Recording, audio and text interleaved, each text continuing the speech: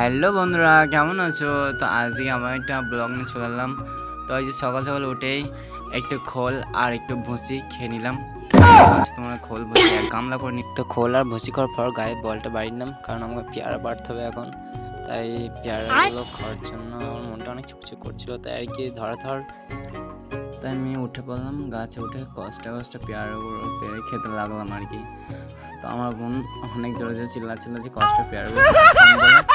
তো তার জন্য পাকা পাকা মোটা মোটা পেয়ারাগুলো ধরা পেরে নিলাম আর কি। তো আমার বোন আমার সাথে একটু হেল্প করছিল। তো আমাদের পেয়ারা পাড়া হয়ে গেল। তো এখন পেয়ারাগুলো জুত করে ধুয়ে নেব, যাতে পেয়ারাগুলো কোনো নোংরা না থাকে।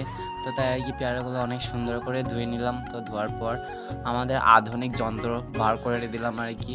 তো এই যন্ত্রগুলো কাটবো আর দেখি রাখার মাত্র আমার বোন পেয়ারাগুলো সব নিয়ে চলে গেল।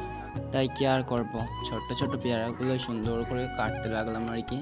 তো আমার আধুনিক যন্ত্রটা দিয়ে কাটতে লাগলাম আর কি, কারণ কখনো আর কি আমি পেয়ারা তো কাটিনি কেউ, তাই আস্তে আস্তে কাটছিলাম যাতে আমার হাতটা না কেটে যায়।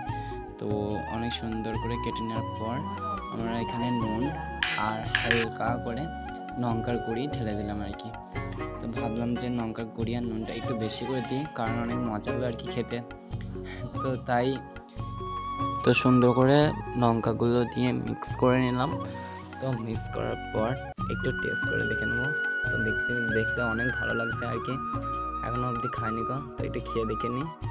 ও অসাধারণ হয়েছিল আর কি, পেয়ারাটা একদম পুরো জোশ, আর পেয়ারাগুলো অনেক সুস্বাদু ছিল।